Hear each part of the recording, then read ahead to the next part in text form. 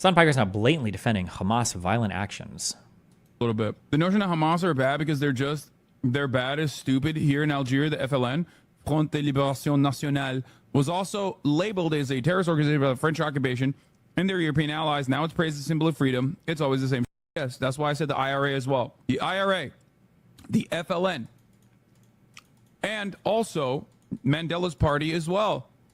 Okay? The Viet Cong. Yeah. The ANC, the Viet Cong, the IRA. Every single organization that kills civilians, as long as they oppose the U.S. or the West, I think they are heroes. Every single one. Go live with these people. Like, why? Leave, then get out of the West. If we're the most unholy, horrible people in the universe, you have nothing good to say about us. Everybody else is more moral and more better. Why are you here scraping, leeching off the society, living your best, most consumerist, hyper-capitalist life?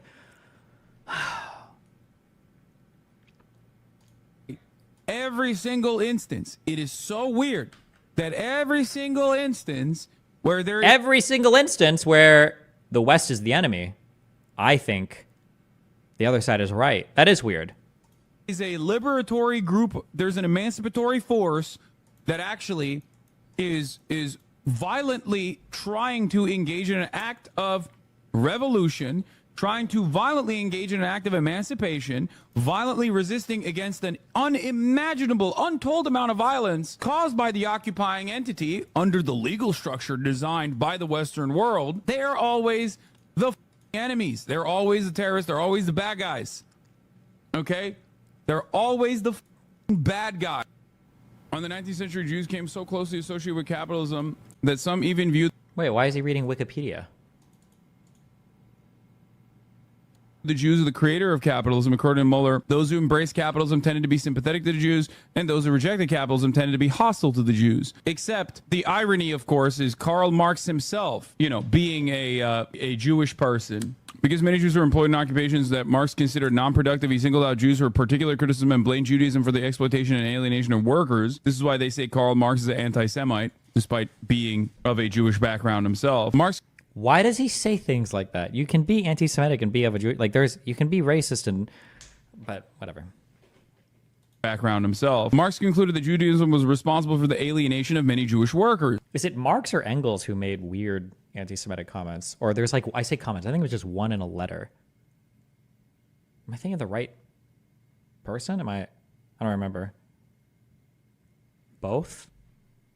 Oh, I don't like this that much. I don't give a Literally nobody cares about either of these people, but except young college students.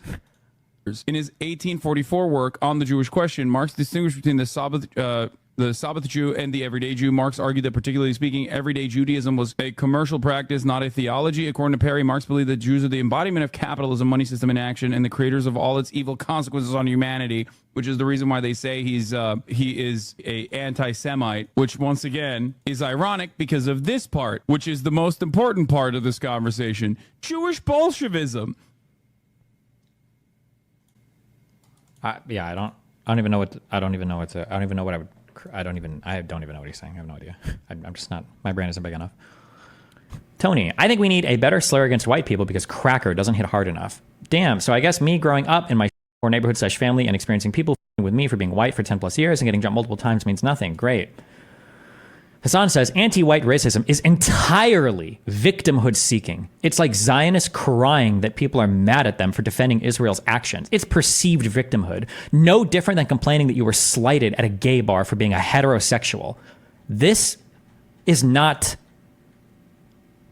I just tried to explain to him the difference in systemic racism and him being bullied in high school. That summary is not even remotely reflective of reality. Like, holy shit, how f***ing dishonest you have to be. Have you ever been to an Asian country? If you don't think you can be racist towards white people, then you're mistaken. Oh, because in response to, you can't be racist to white people. Hasan said, brother said, I travel to experience anti-white racism and doesn't recognize the privilege in that sentiment.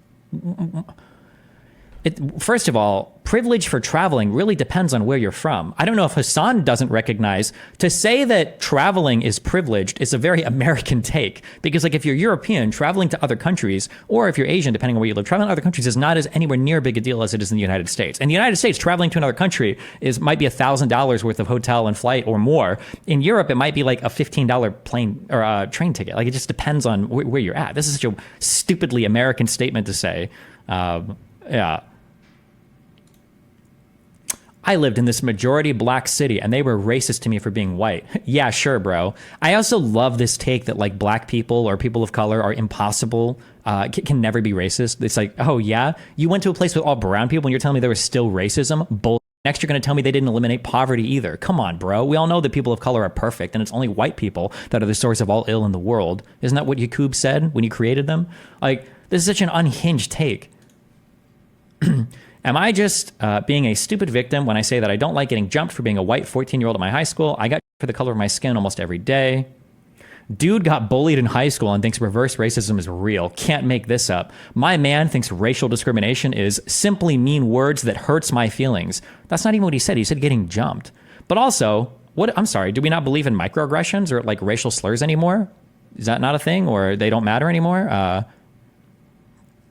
And not an entire system designed to keep a whole ass group subjugated, and the mean words are secondary to this perceived grievance. It's a fundamental misunderstanding of racism and the way we conceptualize it. And it's funny because he doesn't even understand when we talk about like systemic racism or when we talk about like structural racism. It doesn't have to be designed to keep a whole ass group subjugated. It can happen as a byproduct of the design as well, right? This is one of the things that makes systemic racism so hard, or systemic sexism so hard to like tease out, is that it's not always a system that's designed just to oppress a person or oppress a certain group. Like, it could do that as a byproduct of other things that aren't being taken into account, right? You can have like a racist system without a single racist actor involved. That's what makes it so like insidious and difficult to, I guess, like tear apart. Yeah.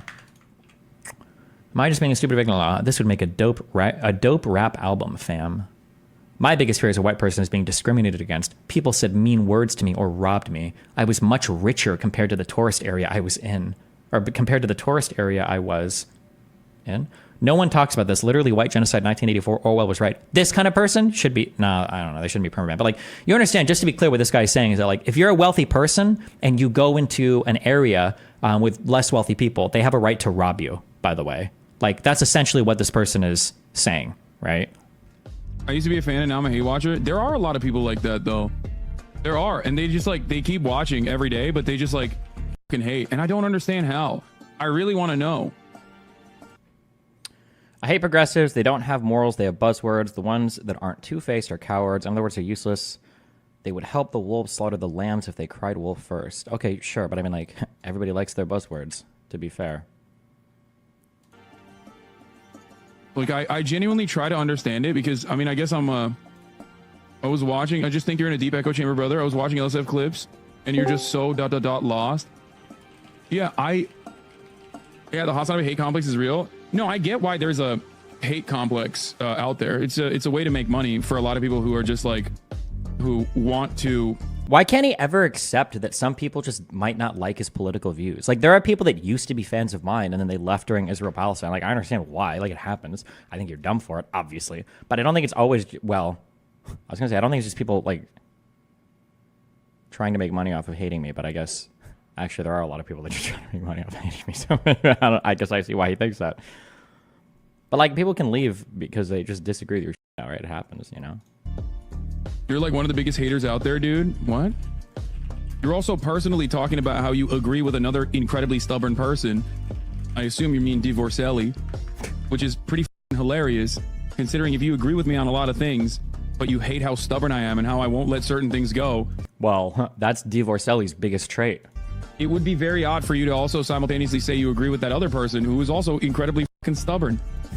Except he agrees on basically nothing that I believe and presents himself as a contrarian to almost every single thing I do believe. Yes, yes!